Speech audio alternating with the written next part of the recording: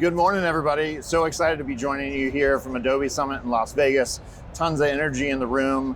I'm Eric Bolin. I lead our OneTrust Alliance for Deloitte here in the US and globally, and super excited today to be joined by some guests here on the couch. We got Neil Tolbert from OneTrust and Carly Chewich from Adobe. Let's hear a little bit from them about their roles. Neil, tell us a little bit about what you do for OneTrust. So Neil Tolbert, Global Vice President of our Consent and Preferences business. I always tell people I'm a marketer by education and a privacy professional by trade. I'm really excited to be here. Awesome. Carly?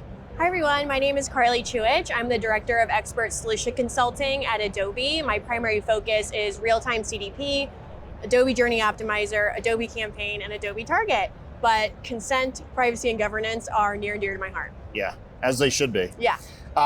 We're excited to be here and talking about the exciting developments that we've got between Deloitte and Adobe and OneTrust. Neil, maybe could you talk a little bit about like what brought this about? What is it that's happening right now around privacy and consent that drove this partnership together? Yeah, we've seen this massive collision between marketing and privacy in terms of how do privacy teams really become enablers for data use, especially in sophisticated MarTech tools like Adobe. And so it's a no-brainer partnership that got started a couple years ago. Yeah. With an emphasis on helping organizations make really actionable outcomes out of some of the privacy obligations they had from a data collection and data use standpoint. Awesome. And Carly, how is Adobe's real-time CDP enabling that partnership with OneTrust? Yeah, so I think throwing it back almost 3 years ago, I think what I always like to hit on is we should use solutions for what they do best, right? Adobe does not traditionally have what OneTrust does, which is a consent and preference management system that's super robust, that's super granular in what they do for our customers, and why not partner with them, right? So that's kind of how it came about, where I work primarily in the orchestration side, right? So how do we push out audiences? How do we push out experiences? That's what really Adobe's known for. But how do we do that in a way where we're constantly earning customer trust by only activating in channels and only giving them content that they've consented to receiving? So yeah, awesome. Yeah, it's been fun. I know for me personally, I spend a lot of time in the life sciences space. You know, we've seen a lot of trends in life sciences around patient centricity and omni-channel marketing that's really driving a lot of this within that industry. Are there any other industries that kind of stand out to you where you're really seeing the value that that's driving for a particular industry? Yeah, I would say I think pretty much every industry is going through some form of transformation with a much bigger emphasis on first-party data or data exchange between them and their business. I think, when I think about any regulated industry like financial services, media and entertainment and publishing are going through a massive transition. We even do a lot of work with heavy industrial manufacturing, if you can believe it. So they've made a big push to create a lot more connectivity, like with big earth movers and all of the products they can create out of having better access to data that obviously has to be permissioned. I think it's across the board. I think life sciences is probably the one that kicked it off, but I would say it's been across the board. Yeah. Carly, any others that stand out to you in particular? I go across every industry and sub-industry at Adobe. So I would say I have this conversation probably 20 to 30 times a week. I would say if you are activating an audience or content in any channel, you should care about this. I've, been in conversations where the marketing team has had to fully stop any activation downstream because they have to get their consent and preference house in order, which is why this partnership is so important. I think that, when I first started, my career was in pharma, right? And I can see that consumer trust is probably the most important thing any industry or sub-industry should care about, and getting that back once you've lost it is nearly impossible. So I think a lot of companies are really just veering on the side of caution and just making sure that they have crossed their T's, dotted their I's for consent, preference, and activation through any channel that they support. Yeah, absolutely. Yeah. And you've already kind of talked about the challenges, right? Yeah. You see marketing campaigns just come to a grinding halt. Yeah. Are there any other maybe challenges that you've seen that this helps organizations solve as they, implement OneTrust and real-time CDP together? Yeah, go ahead. So I think that we can't stop people from getting fined, right? We can't stop legal issues at the end of the day. That's not why we're here. But what we can do is give marketing teams and technical teams the tools in their toolbox to prevent them from getting to that space, right? So I think a huge challenge is people just don't feel like they have the tooling to be able to activate responsibly and mindfully on behalf of their customer base. So I think by bringing our two solutions together, it's just a no-brainer for any company that activates.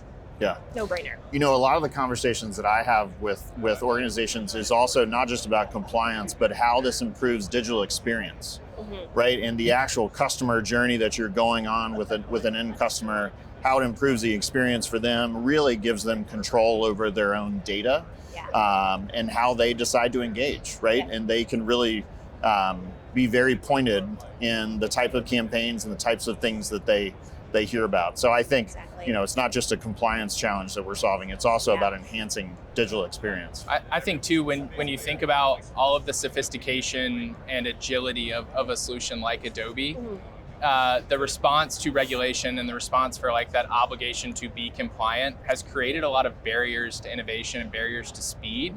And I think that's one of the things I'll say to Eric, that I think your team at Deloitte does a great job in rolling these two solutions out together, is you create a lot of systematic solutions for problems that have historically required a lot of hands-on and bodies just to support it, which slows everything down. And I think when these brands are thinking about how do they get better, smarter, faster, having something systematic in place is key.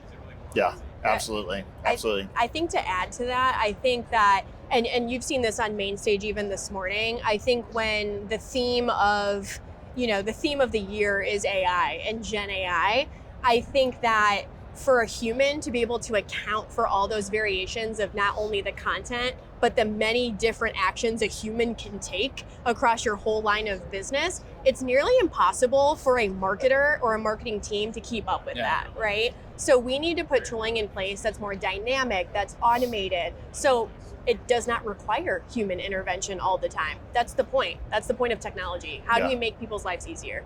Yeah.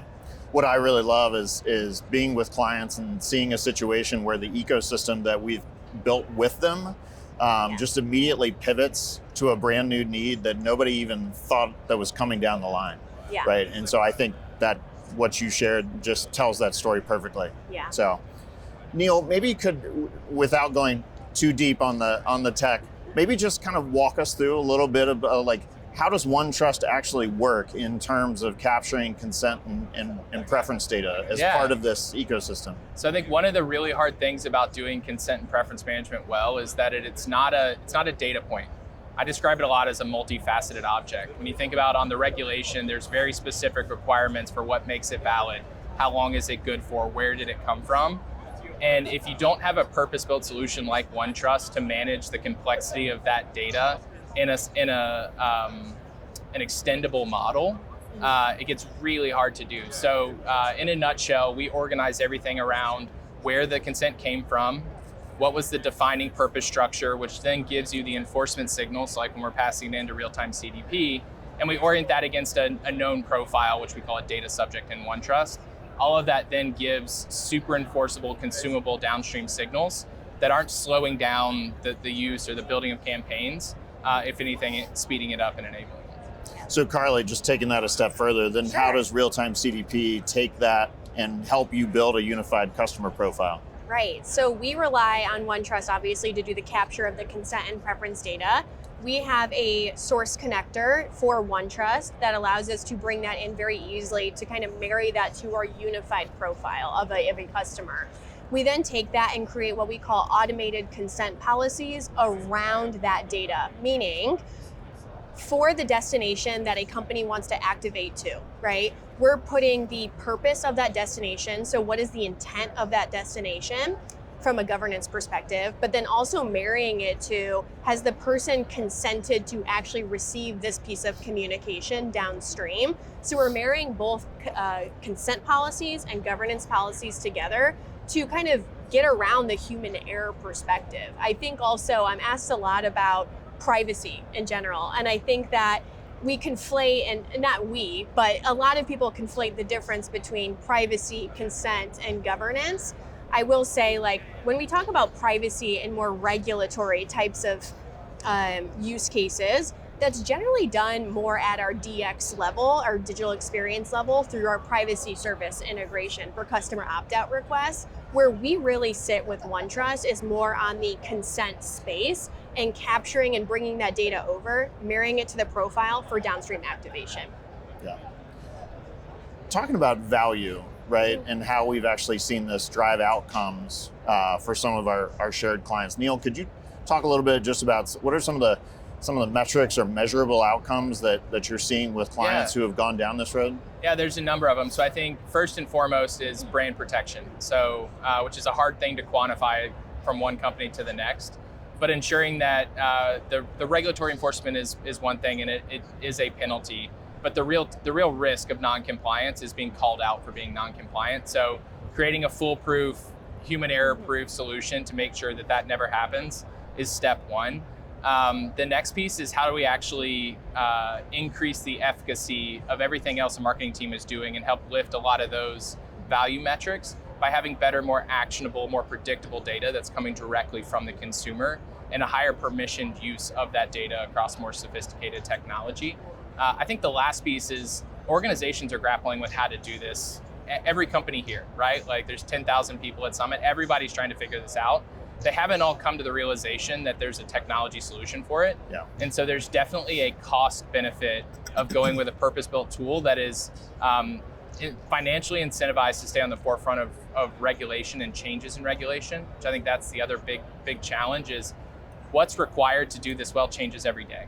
And so having someone that's staying on top of that has a tool that allows, or a technology that allows you to adapt to those changes overnight is also a huge value add. I'm always amazed when we have conversations with clients about OneTrust and they don't even realize that this category exists, that there is an enterprise consent and preference management system out there that can do this for you. Right. You don't have to build it yourself and maintain it yourself. Exactly. Always blows me away that there's still that much education for us to do in the marketplace together. Yeah. Carly, anything you would add in terms of just metrics and outcomes, in terms of value drivers that you're seeing for clients? I think for me, like when I talk to marketing teams specifically, I like to change the narrative. Like I think marketing teams are always looked at as a cost center, not a profit center, right? So if we can kind of change that narrative a bit and confidently allow them to capture more of the customers, convert more of their customers in a responsible way, then it's a win-win for both of us, right? I want them to feel comfortable activating downstream. I want them to use the tools that we're giving them. And you're 100% right. Like these are purpose-built tools. There's hundreds of engineers working on these things and staying at the forefront of not only regulation, but also governance, data classification, how we do the data classification, right? So building it in-house is one thing, but when you have two companies like Adobe and OneTrust coming together to give you a solution that's really, at the forefront of everything, why not, right? Why not, absolutely explore it? I know for me, one of the real quantifiable value drivers that we just saw for a recent organization was we had to go live in December. Mm-hmm. And in January, we're looking at the numbers of net new email addresses that are just pouring in, where consumers have interacted with this organization and actually said, hey, you have my data, you have this email address for me.